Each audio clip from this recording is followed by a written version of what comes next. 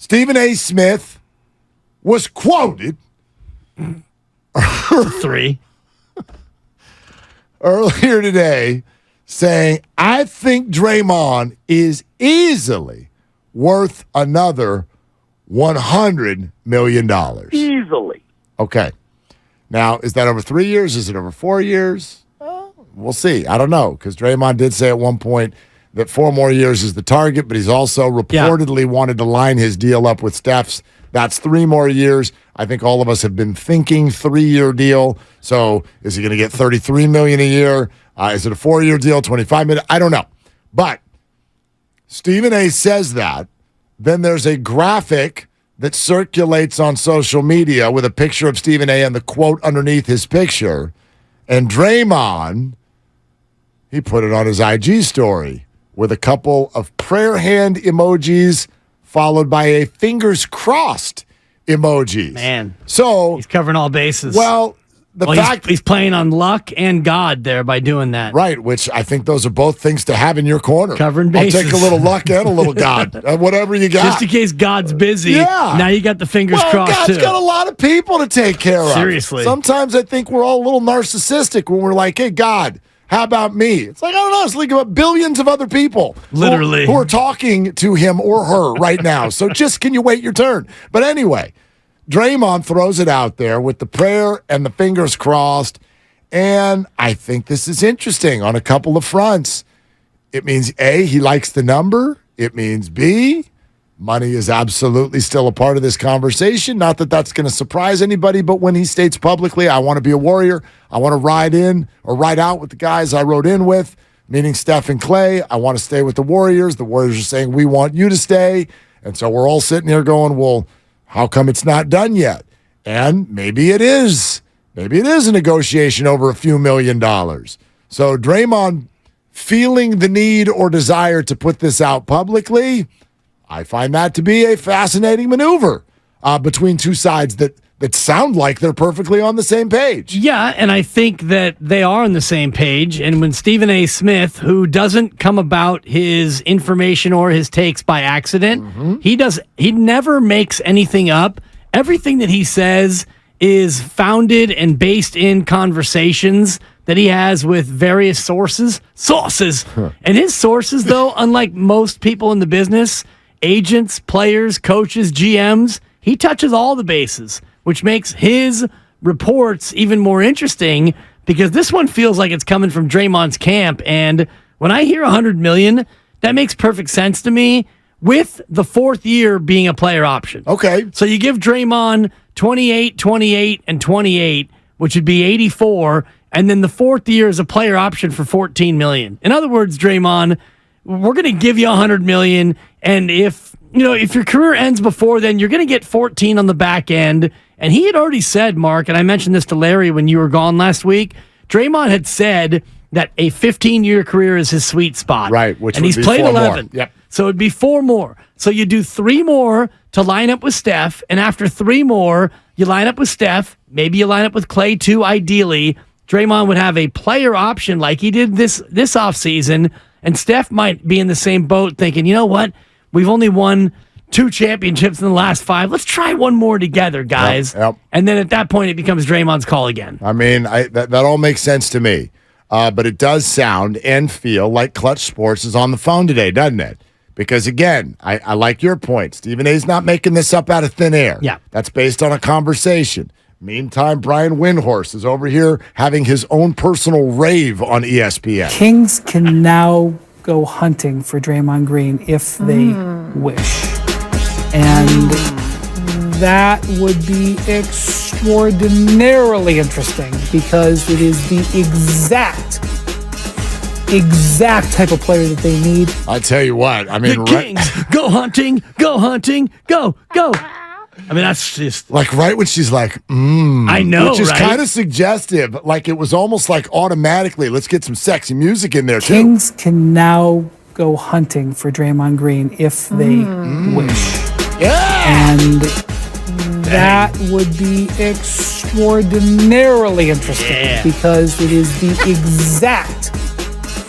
exact type of player that they need. And look at the way Windhorst is soaking it in. Extraordinarily interesting. Every syllable Totally. just slows down for Brian Windhorst inside the club. Dun, dun, dun, dun, dun, dun. Windhorst in the club sounds like an SNL skit. Kinda. Actually, you may have just given him a freebie right there. Oh my gosh. Anyway, whatever. Yeah, it sounds like Clutch Sports is out there dropping a thing or two that are all pointing to the same thing. Hey, Joe, couple more bucks for the effort, huh? That's what it sounds like to me. Are you still playing the under on 90 million? Well, because we did this yesterday, and you were. I am going to, but based on what you just said, like if it's a player option, again, 90 million. That was based on 3 years. Sure. So Sure. it's more. Can we play the over under on is the AAV 30 or higher or lower than 30? Yeah, don't change the bid. No, but that is the bid. No, the bid is I set an over-under on a total amount, and you went under. No, 90 and so I was million- asking you if you wanted to change 90 million that pick. over 3 years. Well, that was according to you. I had it 90 million over 6. No, you didn't.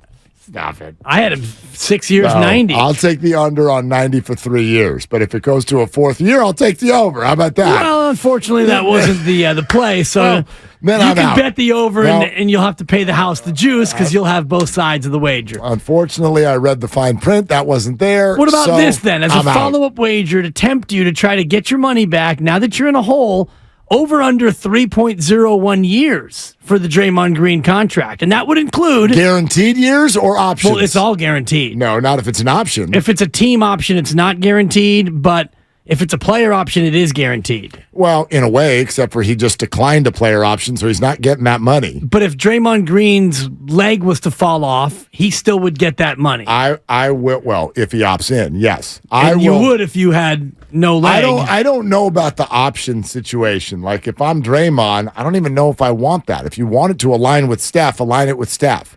I guess the player option doesn't hurt. How could it? If you want to play with the Warriors one more year, because maybe Steph will too. Who knows what's going to happen with Steph in 3 years? Exactly. Maybe he's like, let's do the LeBron thing. I'll do a 1 year, $68 million deal. And Joe will be like, okay. And then Draymond will be like, and I'll take my player option for 20 or whatever that is. Maybe.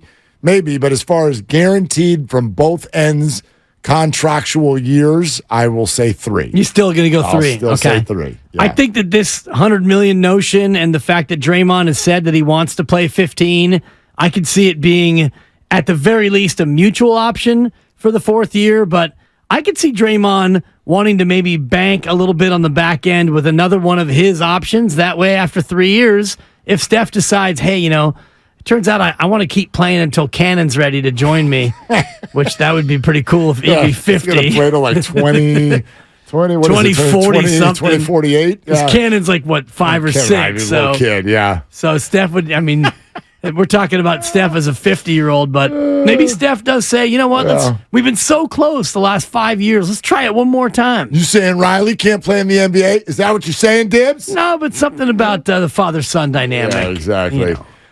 I got a few things for you on this. I wonder what you think. First of all, interesting talking to the kids. The 2 draft picks for the Warriors come in.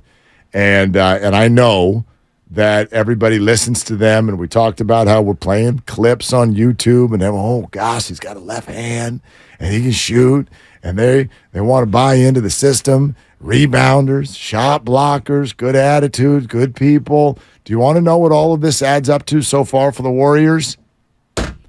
Bubkiss. And here's what I mean by that. What? Here's what I mean.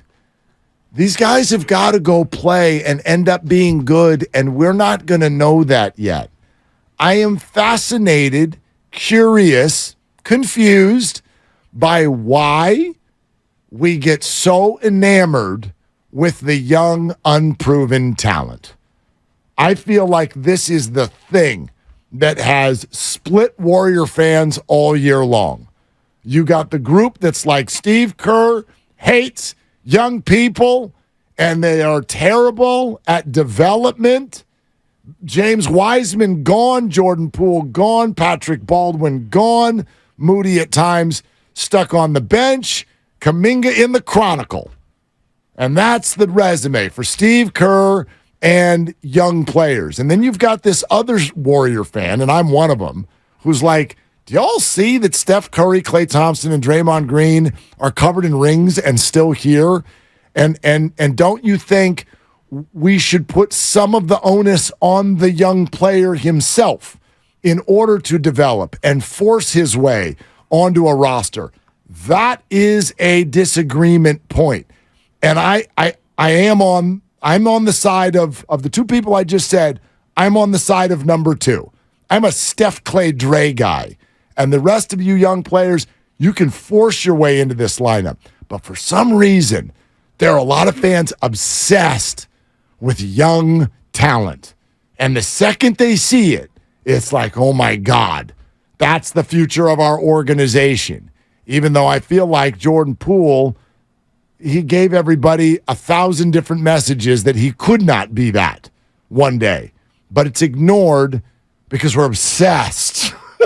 We're obsessed with this potential that may or may not ever even come to pass. Well, it's the same with Giants fans and Luis Matos and Casey Schmidt and Patrick Bailey. You know, you're smitten with those guys, and Casey Schmidt has come back to earth, and Matos is off to a great start after 7 or 8 games, and Patrick Bailey, oh, boy, can he receive, and Buster was there the other night. So it's the same in every sport. The Trey Lance people have now been met at the pass by the Brock Purdy people because he's also young, and everyone wanted to get rid of Jimmy Garoppolo. Even though he won more games than almost any Niner quarterback ever, you'd seen what you've seen from that player. And it's the same thing with the Warriors, where you've seen the veterans, and they've been around, and you love them or you dislike certain parts about them, but the young players, the rookies, you want to be ahead of the curve. So that's what hurts the Jordan Poole people so much, because you adopted Jordan Poole if you're a Warrior fan, and you love Jordan Poole, and you got his jersey before anyone else did, and then he became something, and you were that guy who said, I'm all in on Jordan Poole. And so it's the same with these latest draft picks, and the PBJ people, and the Ryan Rollins people, and all of us who love Lester Quinones. Trust me, when he pops and he becomes something, I'm going to be able to say, I was there first, me and Kevin Dana. Yeah, so I do think as a fan, there is a lot of that. I was there first, and I bought in before anybody else bought in. Yeah. So when those players do come up, and right now, there's no warts on these two players. But I'm not telling you not to be excited. You brought up the Giants. This is a great example. Okay, great. Thank you. You can be excited about it, but don't go to the ends of the earth when there's nothing tangible to see yet. Patrick Bailey is actually producing. Matos, it's been very short, but is producing. Casey Schmidt is a little bit more now of it was producing, now is not producing. There's a conversation there. You can be excited all you want. But, for instance, the Jordan Poole example, or even the Kuminga one, would be like if a year and a half from now, Casey Schmidt's OPS is still 6.5, and a Giants fan is like, you guys are morons for not putting him in the leadoff spot every night because you got to develop him. Right, well, at a certain point, he's got to play. He has to force his way in. He's got to develop himself, and I love that. I love that point that you made. You're right. Yes, and I mean, I love that you brought up the Niners. Brock Purdy, Trey Lance, what do we have? One is an idea. The other one has got tangible results. And there's a lot of people who will stick with the idea where they're like, he's got an arm, he's got legs, he's got draft pedigree. He's got organs. He was someone we thought was going to be great. But here's this other plucky thing that's actually 8-0. Don't you like that better? It feels like some people think coaches don't want people to develop. They don't want to put good players in their lineup. Right. They keep them on the bench just because they're old Grizzly vets and they don't like it when young people come into the system. I don't understand that. And it's just categorically false. Here is a memo to all fans who've never coached. I've coached at the high school and the youth level, and in high school, when I had a freshman who was maybe my 5th best player on a boys volleyball team, he started. And the senior who started as a junior when this kid was in 8th grade, Bench that guy. we had a conversation, Yep. and they realize, hopefully, and they saw it my way. I've had situations where they didn't, but you have that conversation. It's like, dude, this freshman is better than you. He's going to play. Now, if they struggle, be ready. And if there's an illness or an injury or whatever, be ready. And it's the same thing with these guys where, you always want to love the youngster because there's no warts and they've never done anything wrong. They haven't done anything to help the team, but they've done nothing wrong. So it's easy to dream about what they might be.